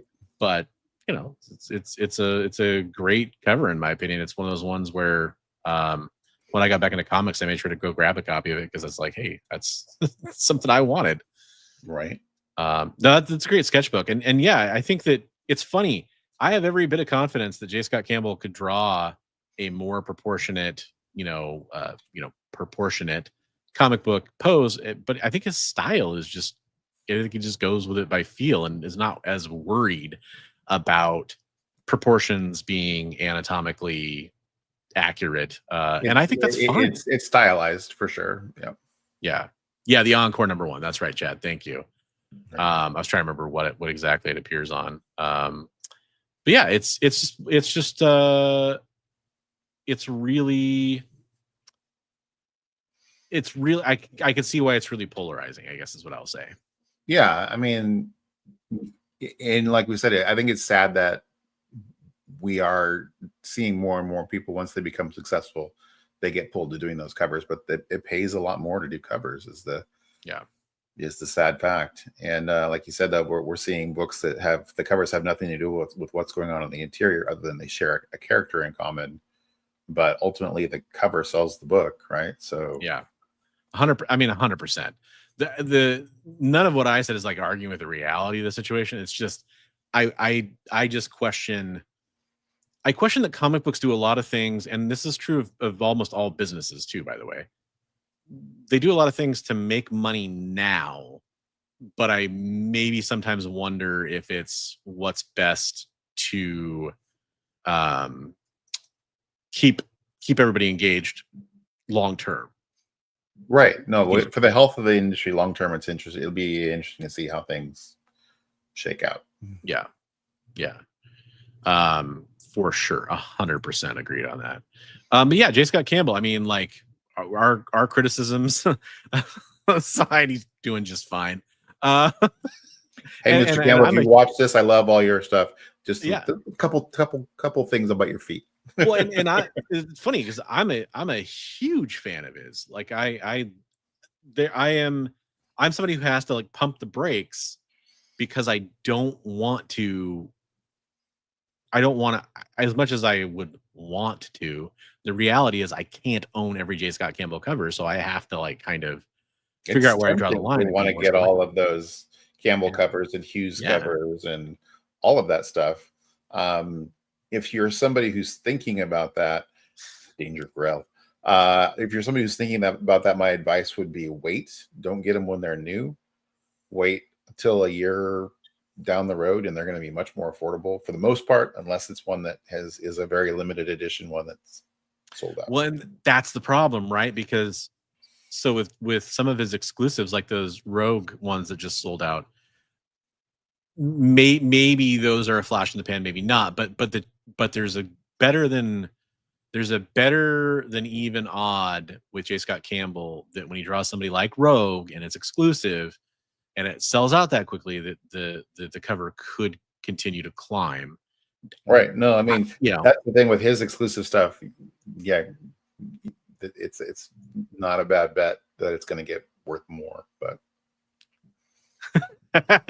well, and again, I know somebody who really does have like maybe not the ultra modern stuff, but pretty much every first 25-30 years of J Scott Campbell's career, pretty much all that stuff.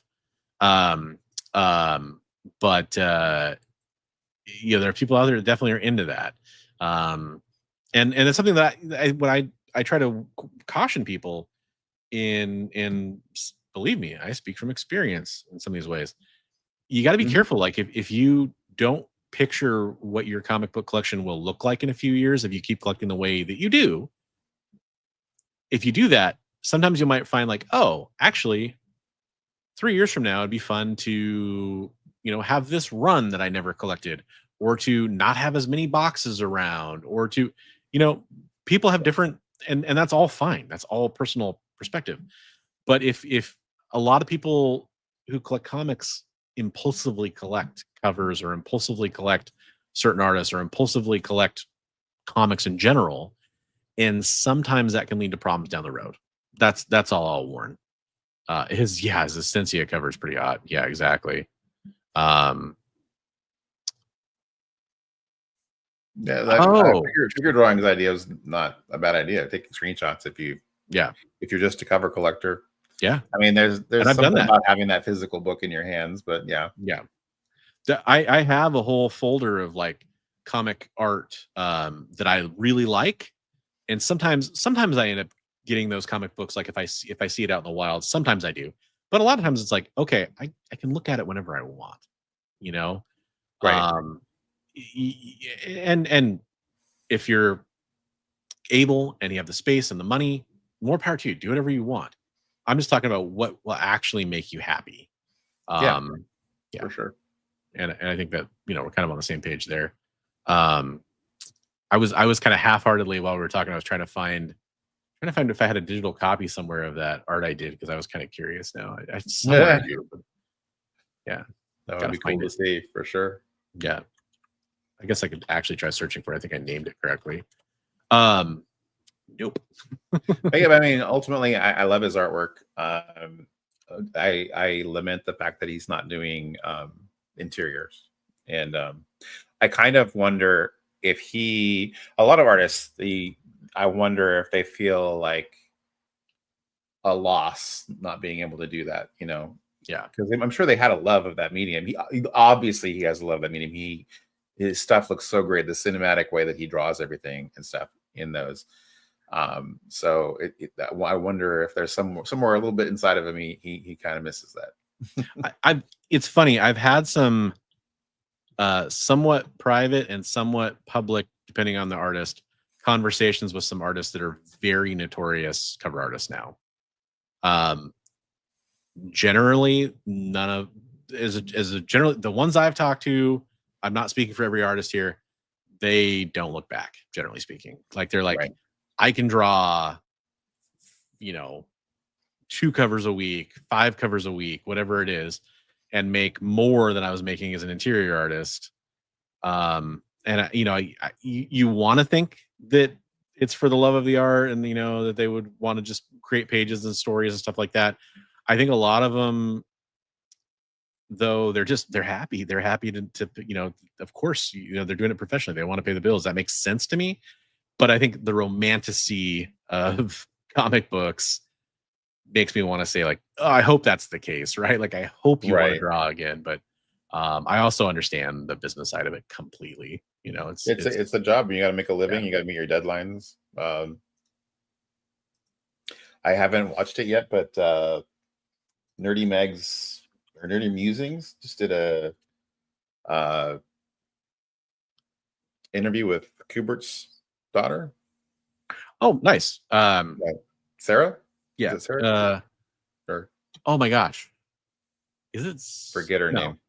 I would just blank. Emma Kubert. Yeah. He just said, and I've seen a snippet where she's like, "This is a job." She's like, just hitting your deadlines and moving on to the next thing is a big part of it. Yeah. And it makes perfect sense to me. Like, again, I think there's also an argument to make comics would be better for it. If maybe the artists were paid a little bit more for interiors or something like that, to the point where they could attract that talent. I mean, it's funny because I think of occasionally, an Alex Ross or whatever will do some interiors. Now, he obviously did a lot in the past. Occasionally, not a lot, but he did a fair amount. I'm trying. There's some other artists that have kind of gone back and done covers or done interiors recently. And I wonder when that first started happening. Like, I mean, I think it kind of even almost probably goes back to the golden age. We have guys that did just covers. Yeah.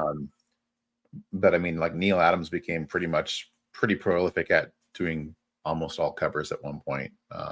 Yeah. So it's just like, I wonder how far back that goes. Just like, where did it become this thing where there's these guys that made their living on doing covers? I mean, you saw it a lot with DC back in the Bronze Age and Silver. So yeah, I definitely I love comic book art. I love good interior art, and I guess the other part, the part I'm not saying out loud that I need to, is that some modern interior art just is not that great, you know, and the ones that are, there's artists I love, you know, that I love the stuff they're doing. You kind of wonder, like, okay, but what a point, are they just going to do covers? Right. At some point, You know? they're going to get so well known or so popular that they're going to move on to just doing covers. Yeah. It's just, I guess it's part of the enjoy it while it lasts mentality. I mean, there's also like the transverse, right? We've seen artists that do mainly covers that move on to where they start doing interiors, like Peach Momoko and stuff, right? So True. Although she was such an established artist in her own right before she did comics, I feel like that, you know, that kind of maybe made more sense that she might want to try to use her art for storytelling more. Yeah, no, I was thinking, like, it does happen the other way around. It does. That's I was actually in my head struggling to come up with an example, and then you said that, I was like, oh yeah, that's a great example of that. Yeah, it's fantastic, and I think it's a good thing for comics too. Yeah. Speaking of health for comics and that kind of stuff. Yeah, that's a good point. I think all artists can do covers and interiors, but not on a deadline. Well, yeah, not on a deadline. And there's some some artists that I wonder, they could do interiors, but the interiors might just be a bunch of figures and with nothing else in there, basically. You know, and I don't want to come across as like I'm knocking that. That's good for what it is. Definitely. I'm not putting down that kind of art either, but yeah. I mean, makes you like all the more appreciative of the guys like George Perez and stuff like that, who could do that amazing artwork and still hit all the deadlines and stuff. Yep. Yeah. I mean, it's just funny how that works. It's something that there's so many greats from back in the day that were doing it, and they did it for years. The first one that I can remember that couldn't really hit his deadlines, that I would wait and buy his book no matter what, and we were all lament the fact that he couldn't do a monthly book, was Arthur Adams. Yeah, like it was like, oh my gosh, they wouldn't put out a series by him unless he had it finished, you know. Yeah. I mean, so we would get the annual every year for X-Men or the New Mutant special or whatever, but it was never, we weren't seeing a monthly book from him. Yeah. Right. That's Chad. When I mentioned Alex Ross earlier, that's kind of what I was thinking of. It's like, man, all that Earth X. Well, wait, he didn't do some of the art inside Earth X, I guess, but Earth X he just did the covers for. Yeah. But like the Marvels and all that. Yeah, and Can You Come, of course. He did do that Fantastic Four series recently, or book. Was it a book? Right. That's when I said he does it. He still kind of does it. That's the one I was thinking of. But he didn't do paint. He tried to. He wanted to show it as more of he could do pencils and stuff. So yeah, it's crazy. Hey, should we show some community artwork? We should show some community artwork. I think we should show some community artwork. Well, we're speaking about art. We're talking about great artists. We just talked about the amazing J Scott Campbell. I want to take this moment, and I'm sure Big B does as well, of course, to highlight some of our amazing community artists that we have that submit artwork to us. If you want to be one of the people that submits artwork to us, get in contact with us and submit artwork to us. It's really not hard. We're going to show it. And we're going to talk about it, and we're going to give you guys a platform to have your art shown up, because we love it when you draw. Case in point, somebody who draws. So you said he draws because of some of the stuff that we were doing, right? Yeah, absolutely. Yeah, he was inspired to start drawing because we talk about pick up a pen and paper and start drawing. And so So here we have Steve Driscoll sending this awesome Robin piece. Batman is on a date with Catwoman again. I should get time and a half when that bat signal comes up, says Robin up in the corner there. That's great, man. I love it. Yeah. I wonder if it looks like we're at the pier. I wonder if Robin's gonna either just got done jumping a shark, or if he's about to go jump a shark, maybe. Got his repellent with him. yeah. It's great, man. Good job, Steve. I love it. Yeah, Steve. I mean, like I would say, and send some of the art. Steve sends me 3 or 4 pieces of artwork every day. It's awesome. Yeah, Lucio Perillo mentioned in the chat. There's another really great name. We've got Roscoe, Geek Out with Roscoe, amazing member of the community out there as well. Doing. Hi, is this the character from Looney Tunes? It is. It's it's Tweety from that episode where he gets turned into a monster. Right. Okay, good. I was like, this in the back of my head, I can recognize this, but I couldn't quite pull what cartoon it was from. I love Roscoe does a lot of great stuff. He loves classic animation and humor animation and stuff, and he does an awesome job every time. Great on the yellow blank there too for Tweety. That's awesome. Yeah, love it. Shout out to Roscoe. This is Rich Stankey. Wow. Yeah, I didn't get a message about any because he's an artist. You know, he does work out there, and it was just at Heroes Con doing some art out there, and he sent this one because we hadn't shown a piece for him for a hot minute. So here we have some amazing Rich Stankey art. He does a great job. I love it. Beautiful. I love it. Yeah. What the see-through, that was great. Yeah, it is a little see-through. I'm thinking it probably will get through, but no, I mean it's blurred enough. I just was like, I love the effect that he got on there. It's really cool. There's a little detail if you zoom in, at least peeking in there. I get it, but yeah. Another great artist that regularly submits to us that we love seeing the art from is Norin Rad, aka Rad Art and Comics, doing an amazing Weapon X here. And a lot of these guys are on Instagram and they do commissions. So I think a lot of the stuff we've been seeing from Norin is commission stuff. So I'm trying to tell. Did he go over the trade dress on something? This is the back cover, I believe. Is it the back cover? Okay, because I saw that there's the barcode there, and I was like, yeah, I think it's the back cover. Okay, that's so cool. I wonder what the front was. That's awesome. I'll have to go check out his profile and see if I can. He's got some great stuff he's been doing. He's working with Bleecker on his book that he's doing too, right. So bunch of covers. Was it Murder Face? Murder. No, my goodness, I can't think of the name of it. I wish I could pull it. I'm so sorry, guys. If either of you end up watching, leave a comment. Remind us again what account they can go follow for you. Sorry, I just having a blank. If you look up Bleecker Street Comics on Instagram, that you'll find it. Yeah. Papa Irwin is in the chat earlier. Not sure if he's still watching, but Irwin killed it on this Wonder Woman piece. This is awesome. Super cool. I love it. Yeah. I love the effect here of like the arms as they're getting hit. Like it's kind of like they're vibrating or shaking a little bit. Yeah. I love the hair. The hair is really good. Hair's really good. Yeah, and just great musculature. Nailed it. Good stuff. Fantastic. Eric, SideQuest Comics, doing a little Dazzler. And to me, I guarantee it's not this, but the first thing I thought of when I saw this was Stranger Things. I don't know why. Like, I could see that. That's cool. Yeah, rocking out the headphones. Yeah, he's been doing some really great piece. Really like Eric's art. Zoom in a little bit here. I know I'm kind of cutting off some of the edges of the art, but it's a cool concept. You know, listen to music. The powers are in effect. You got the music notes coming out. Right. Love it. Really, really cool. Got Dominic Gomez. Yeah. Do you know anything about this piece? Because this is a cover for I think he might have done this one professionally. He told me it was a cover that he did for hire. So okay, cool. Yeah. So congrats if he's getting some pro work. really cool. I love that cover. It's neat.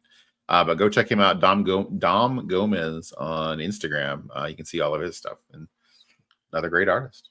Very cool. This is I think this was starts with an L. Lincoln. Abraham Lincoln. That's right. Yeah, Abraham Lincoln. We showed this one, the pencils, last week. So yeah. Did you color this one? I colored that one with colored pencil. I'm not real happy with it yet. That's probably pretty close to finished, but so what I did is I scanned it and up the contrast, kind of digitally inked it, cleaned it up a little bit, and then had somebody took it to a print shop to have it printed out so I could color it. And I was like, I want like a toothy, grainy paper, and the guy, he's like, oh no, this is going to be the best for the medium you're using it. The paper he gave me wasn't great, so didn't really grab the colored pencil very well. Gotcha. It looks cool. No thanks. It was kind of neat to see it colored after seeing like the pencils for a while on it. That was cool. Yeah. I think it's come out pretty cool, and I'm excited to see Comics Limited is going to ink that and then watercolor paint it too, and then also Elliot Wright is going to ink this piece as well. So it'll be interesting to see different takes on it. Yeah. And this was for was this for Collecto 6 or was this for this is for Steven for Collecto 6. Yep. Okay. Yep. Nice. Good job, man. Oh, thank you so much. We have one more piece. This is from Actual Dracula, who was in the chat earlier as well. So good. It's awesome. Awesome. Love it. Yeah, I got just That pen and ink right there. That is that texture. Oh man, it's such a good job with the texturing and cross hatching and everything for the pen and ink. Amazing. Good job, Drac. Totally. This is like a professional level commission that you can get from an artist if you were like, Capullo, draw me a scarecrow. Zoom in on that. Zoom in on that ink work. That is just amazing. That's like, jeez. Yeah, so good. Really, really good. Yeah. Good job, man. That is so fantastic, man. Continue to be impressed by that, man. Absolutely. Very good job. Hey, thanks to all of our community artists for submitting artwork. It's honestly one of the highlights of my week is getting to go over some of that stuff as it comes through. It's really cool. If you want to submit your stuff, again, I'm Bronze Age Nerd pretty much everywhere. Big B McFly pretty much everywhere. If you can get a hold of us on social media, send us your artwork. We'd love to feature it. I don't care how old it was. I don't care, whatever. We're more than happy to show it. For sure. If we haven't shown it here before, send it to us. We'll show it. Yeah. Let's see. I think that's pretty much it for me. You got anything you need to go over? No, do we have any news for this week? Or are we just gonna? There's like a light week for news. Again, I didn't have a lot of time to pull stuff. I was focusing on the main topic I wanted to talk about, Mr. Campbell, and I feel like we did a pretty good job covering that. I was just trying to think. Really, I guess I want to take an extra second to say thanks to everybody who support Heroes for Heroes. It's not over yet. We've got some more stuff coming. Right. And speaking of community art, we have a community art stream coming up on July 26th. If you didn't catch that earlier, it'll get scheduled within the next couple days, probably on my channel. And we'll be hosting a lot of great artists. It's gonna be fun. It's gonna be a lot of fun. And we're working on other efforts like that too. So if you have any interest in that stuff whatsoever, even if you can't make that day, reach out to us. If you have any comics you want to donate that we can auction off for you, or any art or any of that kind of stuff, reach out to us. So we're going to be doing the art stream, and we're also going to be doing an additional auction stream, right? Yes. Of prints and art, or comics and art and everything else too. So. Yeah, we at least, I want to get the shipping completely done. I know Comics Limited said that he had some shipping done. We had some other payments rolling for shipping for stuff we had invoiced. And so we're that stuff's going out. He's doing a great job packing up the comics. Again, the print stuff, unfortunately, I got to get some supplies, and I tried. I went to a bigger city today than where I live. I live in a tiny town, and I tried to find some stuff at a couple places and just kind of struck out. So I'll have to special order some things. But yeah, we'll have that stuff going out soon. If you have any, you know, I'll tell you this much. Might be a little too early to talk about it or whatever. Sorry, Sean, if it is, but I have a viewer who's going to throw a barbecue down in Texas, and I'll if I find out more details, I'll put it out there. He's going to throw a barbecue because he said, like, I don't, you know, I sold my collection. I don't really have comics to donate, but he makes good barbecue food. He's going to do a cookout, and he's going to take the money from that and donate to Heroes for Heroes. Oh, that's cool. Yeah, That's lots really of cool stuff like that. So if there's anything out there, you know, ask your employers, ask companies that might be interested in helping out veterans in a lot of your area. companies will donate to causes, especially if it's one for veterans. Yeah. So if you do want to do that, you have the contact information for that, so people can reach out to you, right? 100%. You know, if you guys are curious about any of that stuff, a good email address. It's all one word. It's thebronzeagenerd@gmail.com. That is an easy way to reach out to me. It's attached to my channel on YouTube too. You can find it like on the contact page or whatever. But yeah, it's a good way to reach out if you have any questions about that. We can get you in touch directly with Mission 22 to make sure the correct paperwork is filled out, all that stuff for your company, so they get the tax credit. Which, hey, that's a legit part of it, right? Right. So we're fine with that. We all of it helps for sure. So yeah, stay tuned for information about that. Stay tuned for next week when we'll be back with another topic, another show. Yeah, in the meantime, you know, keep buying J Scott Campbell variants, I guess, right? Yeah, there's that. Oh, you know what we should say? We should ask Jay if he has anything he wants to promote. Yeah, absolutely. Jay, you got anything coming up, Hydra Asylum or EXP related that we need to hear about? Well, as always, stay tuned all week for EXP shows. I don't know what we're going to be doing on the Hydra Hangout this Saturday, mainly because we did our spoiler review of Superman this past Saturday, so I got to figure out what I'm doing this weekend. But yeah, just stay tuned to the experience. And I know that Christina put the link in the chat earlier for the CBC award, or the CB. Is it CBC? Awards? Yes.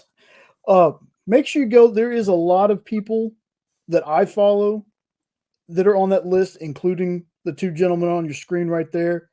I mean, we even got nominated, which is really cool. So yeah. I wonder if he could have nominated you. another really important point about that for people that don't understand how that works. It's not just being nominated, it's the number of people that nominate you that can get you to become a finalist. So that's right. I actually would point this out to them. They'll do posts and they'll say, oh, these channels are nominated. And I hope that people understand that that doesn't mean that they're in. They need more nominations to get to the next stage of the right. Because they do the finalists then. Yeah, yes. So the total number of nominations gets you to becoming a finalist. So yeah. And I know that sometimes that's not totally clear. So yeah, go nominate Hydra Asylum, go nominate the EXP, or any shows that you know. I'm not telling you who to vote for. Go vote for whoever you want. But those are some great channels. If you enjoy it, nominate it. Yeah, exactly. Like Comics Limited says here, buy them from me. He's another channel on YouTube right there. That's right. I think he's got nominated for best shorts or something. Yeah. So any other plugs you need to let us know about, Jay? Well, make sure you tune in tomorrow for Minute to Skim It at 7 Eastern, 6 Central. Then we have Welcome to Wonderland Comics with Rich Davis. That comes on directly after at 8 Eastern, 7 Central. And then Henry's taking the night off at his usual spot of 10 Eastern, 9 Central. But it's going to be me and Kyle doing the second shift lunch comic book sales. So be sure to check that out. Cool. And for those wondering, those are all over on the EXP comic streaming network. I've talked about that a bunch, and you've heard Baby talk about it too. So there's a link in the description for that. It's a YouTube channel called the EXP, but they also stream on Facebook and on Twitch and Instagram Live and all that kind of stuff. Lots of great content over there. Hopefully, a lot of you have made it over there or are watching there now. We'd love to see more people over there checking them out. So go like and subscribe. In addition, please do that for my friend Abraham Lincoln. Big B McFly, the comic guy as well. Hydra Asylum Comics for our producer Jay in the background. Nominate all those channels you love, and also again, buy some J Scott Campbell books from Comics Limited. Mm-hmm. I love it. That's right. We love you, We love the Trav. community. Yeah, we love the community around us because we wouldn't be here without you. So yeah, love to show it back for sure. Absolutely. All right, guys. Everybody have a great night, and we'll catch you next time. If you guys want us to talk about Superman after we get a chance to see it or anything like that, let us know if you want us to talk about that, because I think it might be kind of fun to do something like that too, to talk about. That's a pretty big comic book movie. I think we might have to have Jay on, like, on the screen if we're going to talk about it. For sure. We gotta, I mean, for those that don't know, by the way, Jay is a super fan. Superman, super fan. Yeah. So yeah. All right, everybody. Have a great week, and we'll catch you in the next one. Later.